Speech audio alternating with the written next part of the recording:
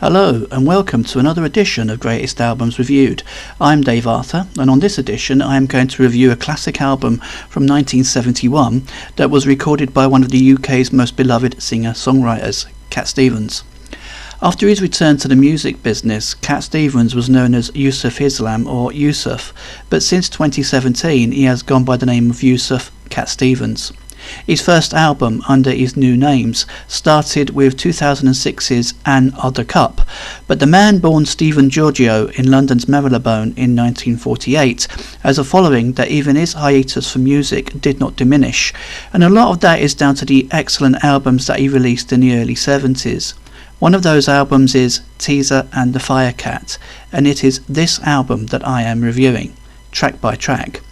With respect to his beliefs, I shall always refer to Cat Stevens as Yusuf. A lot has been said about Yusuf's life and his conversion to Islam, but this review is solely about Teaser and the Firecat, with some background information. Also, there have been some reissues of Teaser and the Firecat, including a recent deluxe version, which includes remastered tracks, demos, and a reimagined version of Bitter Blue, but I shall focus only on the original album's tracks. Teaser and the Firecat, as mentioned, was released in 1971 and was Yusuf's fifth album. Previous Cat Stevens albums were Matthew and Son in 1967, New Masters also in 1967, Monobone Jack-On in 1970, and Tea for the Tillerman also in 1970. It's interesting to know how prolific Yusuf could be, releasing two albums in 1967 and in 1970.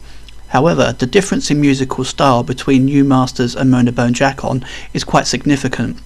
The first two Cat Stevens albums were released on Duran Records, a subsidiary of Decca, and contained hit singles such as Matthew and Son, I Love My Dog, and I'm Gonna Get Me a Gun.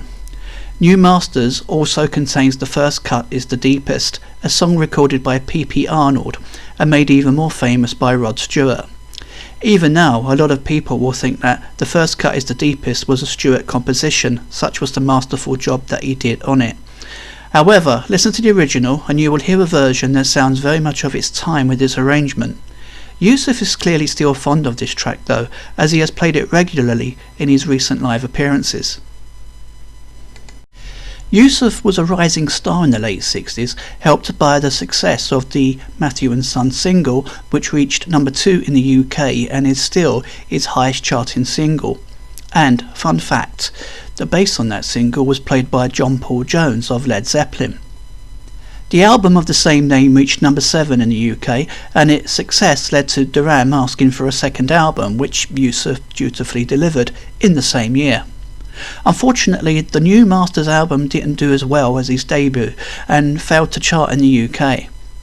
It is said that Yusuf had different ideas as to how he wanted his music to sound, and they didn't match those of his producer Mike Hurst, who liked a more orchestral sound that was quite common in the late 60s.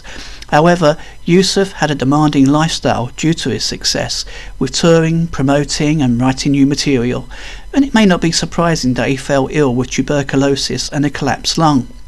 While he was recovering, Yusuf wrote new songs that were more than enough for a couple of albums, and upon his recovery after a year out, Yusuf renegotiated his way out of the Duran contract and joined with Yardbirds bassist Paul Samwell Smith to record Monobone Jack-On, which was released in 1970 on his new Island Records contract, although the album was released on A&M in North America.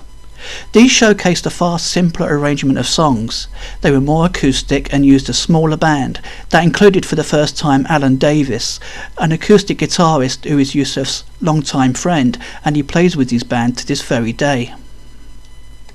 Monobone Jack-On reached number 63 in the UK, and it sold quite slowly at first, but it has been certified gold in the US. But whatever the sales were, it is the album that gives us the classic Cat Stevens sound for the first time.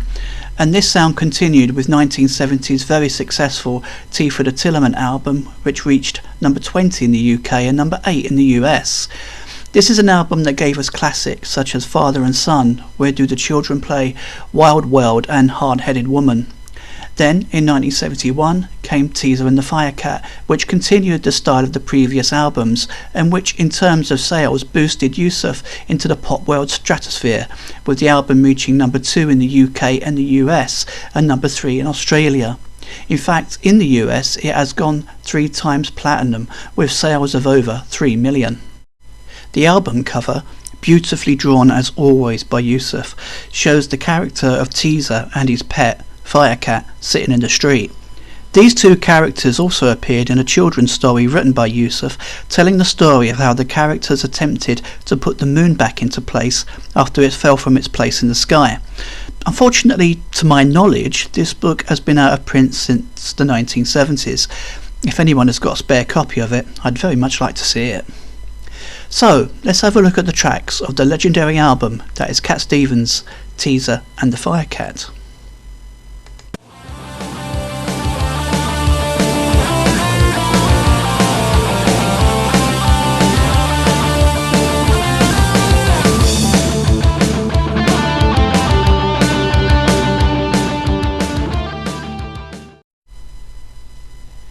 Track 1, The Wind. This is a gentle introduction to the album, in which lyrically Yusuf thinks about things that could be deemed as spiritual. We must not forget that this was recorded not long after his battle with tuberculosis, and so when Yusuf sings "I listen to the wind of my soul," where I'll end up only God really knows, it can be seen as a somewhat fatalistic message that after surviving such a horrible illness, he can by all means change his artistic directions, but ultimately it is down to God to lead him where he needs to go. Yusuf spent many years looking at different religions before finally dedicating his life to Islam, so the idea of there being a higher power was seemingly always there in his mind. It is said that during this time he was studying Eastern philosophy, so we can already make a link between what he was studying there and his later conversion to Islam. Yusuf sings that "I swam upon the devil's lake, but I'll never make the same mistake." From my subjective point of view, this strikes me as Yusuf saying that he has experienced the madness of instant fame in the late 60s, and look how ill it made him. Now, he is going to be the one that decides what his music will sound like, and he'll never make the same mistakes that made him so ill again. This is clearly an important song for Yusuf, as he has played it often since he started performing music again, so I feel that it stands to reason that the lyrics have a deep meaning for him. But it is a short song, running at 1 minute and 42 seconds, and yet lyrically it is deep and meaningful, therefore suggesting that sometimes less is more. Yusuf's soft vocals accompany the acoustic guitars perfectly, and if it is possible to go off in a lovely trance listening to such a short song, then The Wind is one that will suffice. A gentle, brief but beautiful start to the album. Track 2, Ruby Love. The first thing you will notice from this track is the lovely Greekness of it. And why should that be a surprise, considering that Yusuf's father was Cypriot? Ruby Love is a simple love song that bounces along to the sound of acoustic guitar and the bouzouki, which is like a Greek mandolin. Also, there is no chorus, just 3 verses, and the second one of these is in Greek, which just adds to the lovely Greekness that I referred to earlier. Tim Krause of the Rolling Stone magazine said that Ruby Love was a pleasant enough tune, but it is the novelty of the 2 zorbas on the bouzoukis that make the song, which I think is somewhat unfair. I will admit that as a child this wasn't my favourite song from the album, but as I grew up I started to hear aspects of it that made me appreciate it a lot more. During the breaks of the verses you have Yusuf and the backing singers haaing and hooing along to the melody as the bouzoukis are played with lovely expertise, and even there you are transported to the Mediterranean with all of its warmth, sunshine and beautiful sights. The lyrics are simple, as Yusuf sings to a young lady called Ruby that she is his love and his light, and his sky above and his day and night, and I would conject that the lady may be Greek if he wishes to sing to her in Greek. Just call me Sherlock Holmes. But it is essentially a positive feel-good song and gives you a nice pick-me-up from the short but deep lyrics of The Wind and the following slow love song of If I Laugh. I had no idea what the Greek words of the song meant, but I do know that I tried to sing them accurately as a child, and maybe I could impress a Greek lady in the future. This didn't happen, but to this day I can still sing along to them quite faithfully. Track 3, If I Laugh. There are two songs on Teaser the Firecat that I have in my all-time love songs list, and this is one of them. It is lyrically and musically stunning, and if you have ever felt in so much unrequited love with someone that has no idea that you feel this way, then this song will melt your heart. In this song, Yusuf is telling the mysterious object of his affections that if he laughed, then maybe he can forget all the times that his heart has urged him to be with the person he loves, but for whatever reasons he is never going to get the chance to be with. How many times in our lives have we thought about what ifs? What if I had said something? What if I had just had the courage? This song could not put it better. Yusuf sings that if I laugh a little bit, maybe I can forget about the plans that I didn't use to get you home with me alone. Maybe I can be the person I was before you and sleep at night and dream. I would say that anybody that has suffered unrequited love would be able to understand those simple but powerful words straight away.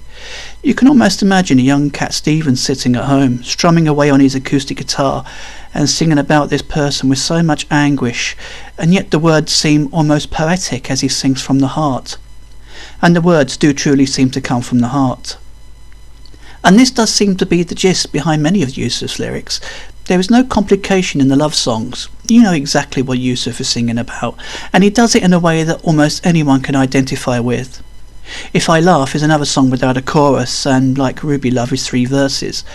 But one thing Yusuf's songs can show is who needs a chorus when everything you need to say is there in the verses. I would defy anybody to listen to this song and not remember a time when they have felt exactly the same. Or even better, if you are loving someone from afar, play them this track. I mean, what would you have to lose? Track 4, Changes 4. Changes 4 is a song about changes. There you go. But why Changes 4? Well, as Yusuf said himself in an interview with Entertainment Weekly, I called it Changes 4 because there were lots of other songs called Changes, so I gave it a number.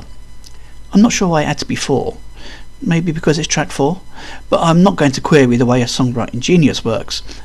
Yusuf also tells us in that interview that Changes 4 is giving an opposite message than that in Father and Son.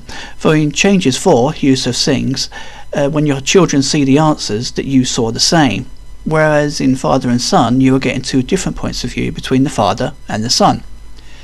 From the start you can tell that this is going to be a livelier tune than If I Laugh, and considering the next track is another slow love song, then that's just as well. It is also the first song on the album that uses the usual verse-chorus-verse order. However, from my point of view, I have never been totally sure what the lyrics are referring to. Maybe somebody could tell me. Yusuf sings in the chorus that we all know it's better than yesterday is past. No, let's all start living for the one that's going to last. What the one is referring to, I'm not sure. If you wanted help from the verses, then listen to Yusuf singing that when we shake off the ancient chains of our tomb, we will all be born again of the eternal womb. Whenever I hear this, I always think that Yusuf is suggesting that we should shake off our old ways to get together and live in a world that we can share and appreciate, regardless of class or culture. But this is just my point of view. If anyone has any different ideas as to what the meaning could be, then I'm always open to hearing them. But fortunately, I'm quite happy to sing along to the lyrics without truly understanding them, simply because I enjoy the tune. With its hand-clapping accompaniment to the chorus and flamenco-esque guitar on the verses, there is a somewhat calypso style to the song. It's catchy and it's upbeat, and its repetitive ending crashes into an abrupt end that sets you up nicely for the beautiful love song that is to follow. Track 5, How Can I Tell You? This is the second heart-wrenching love song on the album, and again I would defy anyone not to be moved by it. It starts with a few slow chords on an acoustic guitar before the guitar is finger-picked to a slow romantic tune with Yusuf vocalising along with the melody, and then he starts singing the first verse. It's just a short but perfect start to a gorgeous song, with the lyrics that in a way seem to be giving a similar scenario to that of If I Laugh. A person who is deeply in love with someone and does not know how to tell them. And like I mentioned before, surely so many people have experienced this. How can you love someone from afar and not tell them? Maybe because you may feel that the person will reject you or want to keep you in the friend zone, when all that time you are trying so hard to tell them of the love you feel from them. Love can be wonderful, but it can also be painful. The lyrics are pure poetry and are simple and to the point, and they take it to places that many people have been in but have not been able to put into words. For example, Yusuf sings that wherever I am, girl, I am always walking with you, but I look and you're not there. Now, tell me that there aren't so many people that haven't thought like that. And my own personal favourite lyric from the song is when Yusuf sings that each night and day I pray in hope that I might find you, because hearts can do no more. How true is that? Towards the end of the song, Yusuf repeats the first verse of "How can I tell you that I love you, but I can't think of right words to say," but he does it louder and with more passion that could describe the frustration that someone could feel that they just can't tell the one they love what they are truly feeling. There are so many love songs, but ones where the subject of the song is so confused because they don't know how to confess their feelings are more unique. I have a mind to think of 10cc's I'm Not in Love, which despite its groundbreaking musical landscape was a song about someone who is denying their feelings, and this must have touched a nerve with people as it became a UK #1. How Can I Tell You is like that monster hit in that it's not your average love song, it's describing a pain in words, and if you have ever suffered unrequited love then you'll know that this pain is often impossible to describe. Anyone feeling that right now should maybe give this song a listen. But beware, you may get a little bit tearful. Track 6, Tuesday's Dead. So, you felt the love of How Can I Tell You? Feel a bit down? Need a bit of a pick-me-up? No worries, because side 2 of Teaser and the Firecat starts with Tuesday's Dead, a livelier and bouncier song that also hints at a slightly calypso style to it. Tuesday's Dead, despite the title, is an upbeat song with some deep lyrics that can be said to reflect the journey that Yusuf was going through at the time. In fact, when you read some of Yusuf's lyrics at that time, then you may come to the conclusion that his later conversion to Islam was not the jarring change that it may have seemed. As I've already said, Yusuf did seem to be of the understanding that a greater good must be out there, and that all he could do was to distance himself from the previous pressures of fame that made him so ill and try to figure out what his main role in life was going to be. The Cat Stevens website mentions that he was focused on contributing towards something greater than himself, and is rejoicing in this new and wonderful sense of purpose. Tuesday's Dead gives indications of this way of thinking. Yusuf sings that I'm like him, just like you, I can't tell you what to do.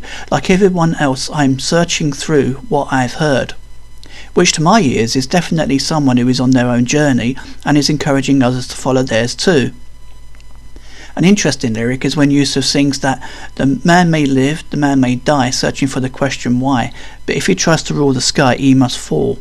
Is Yusuf saying here that whatever man does, if they try to take on the role of gods, then he may be doomed to failure, because there is only one God? Maybe. Maybe not, but it would definitely underline his religious beliefs in the future. But there is optimism aplenty in this song. Yusuf sings that we must try to shake it down and do our best to break the ground, try to turn the world around one more time, because who told tomorrow that Tuesday's dead? Yusuf was clearly going through a time in his life that he deemed as a positive change, so why not encourage the rest of the world to see change as a positive thing too? And why not find some positive new beginnings and some peace as well? These are ideas that other tracks on the album would famously cover. Track 7, Morning Has Broken. One of the most famous Cat Stevens songs, and the only track on the album that isn't a Cat Stevens composition, but it does fit in nicely with the previous track's idea of new beginnings. The lyrics are from words written by the English author Eleanor Farjeon, who was born in London Strand, which is, strangely enough, only a couple of miles from Yusuf's birthplace of Marylebone. The music is a Scottish Gaelic tune called Bunasan. Yusuf was responsible for some of the arrangement, but he called in help from Yes keyboard wizard Rick Wakeman, who arranged and played the beautiful piano melody. It is said that Yusuf heard Wakeman playing a piano tune in a studio that would eventually become his Catherine Howard track, and Yusuf asked him if he could come up with something that sounded like that for his arrangement of Morning Has Broken. Wakeman was paid £10 for this, but later on it is said that Wakeman was unhappy at not getting any credits for the piano work. But eventually, when Yusuf started to sing again after his hiatus from music, he apologised to Wakeman and reimbursed him. However, Wakeman has always been proud of the track and his involvement in it.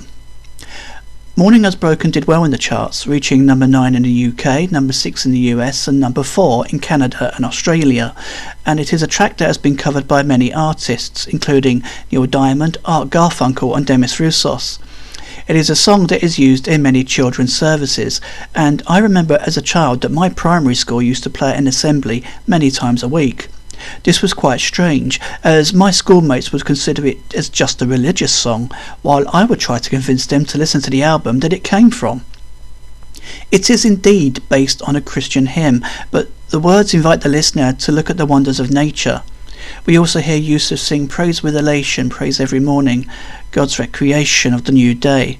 So there is the religious theme that Yusuf had been alluding to in Tuesday's Dead, and which was becoming an important part of his journey.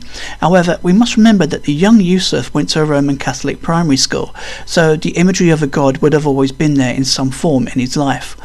But Morning Has Broken is no doubt an uplifting song that may be religious in imagery, but thanks to Yusuf and Rick Wakeman, it's a popular sing-along song that anybody can enjoy.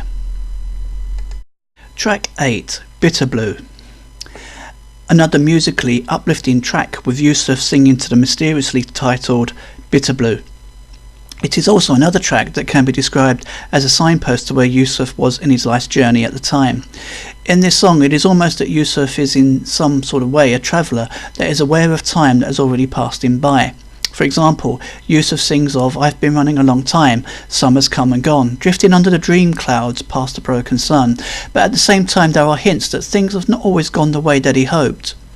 When he sings that "wishing hard to be free of going round and round, yes, I've been moving a long time but only up and down," it makes you wonder if he is referring to the intensity of the fame he initially felt in the late 60s, and that since then he may have found more fame with his new sound, but that he still hasn't found a lifestyle that could make him truly happy.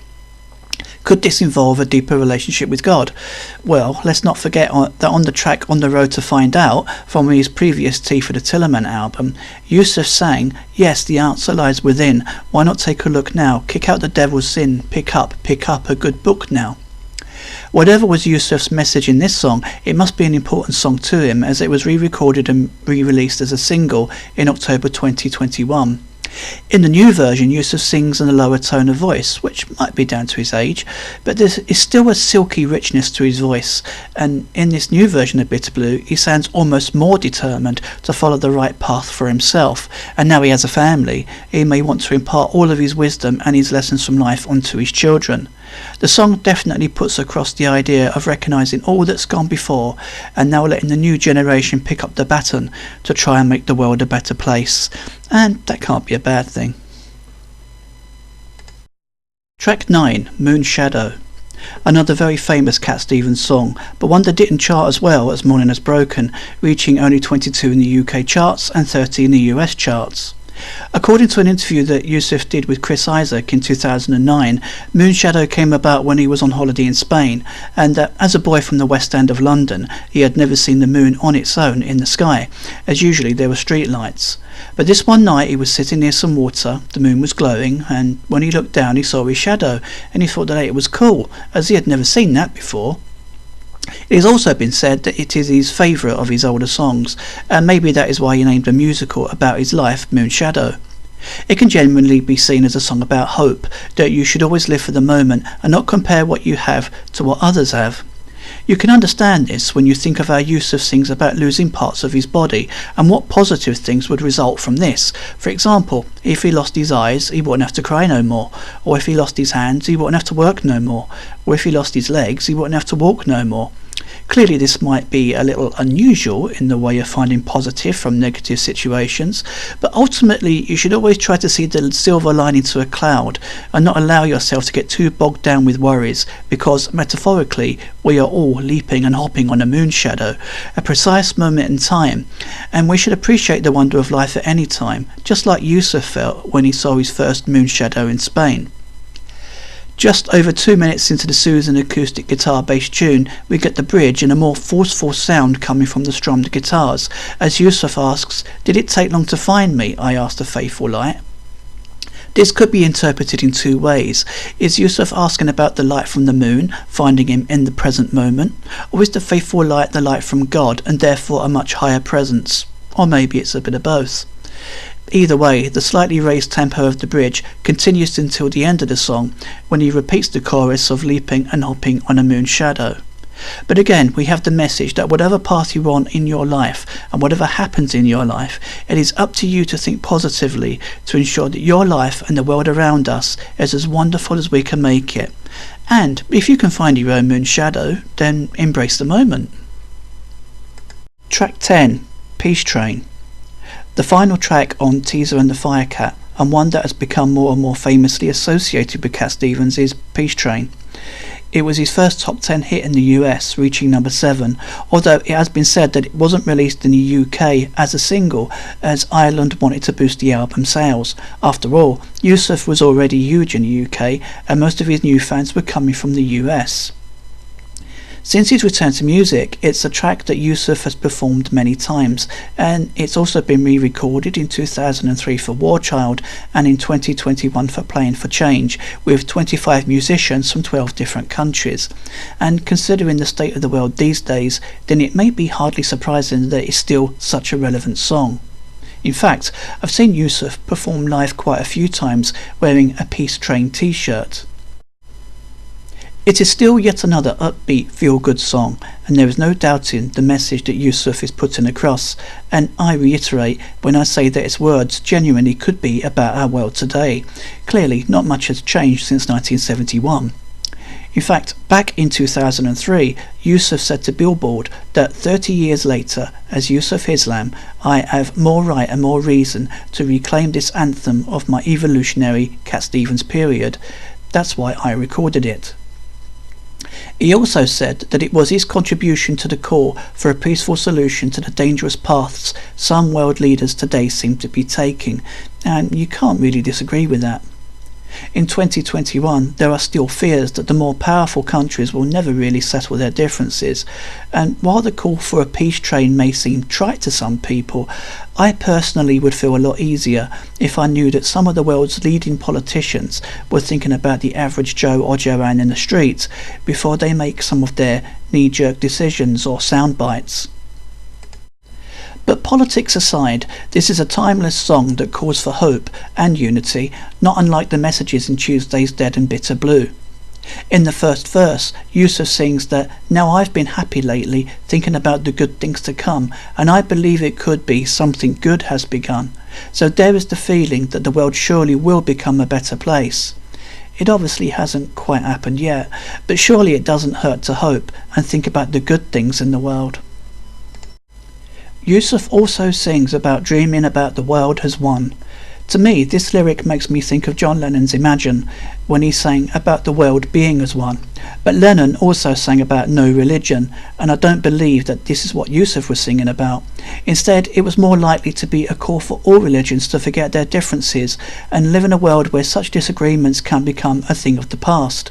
He later refers to the peace train as a holy roller, which seems to underline this idea.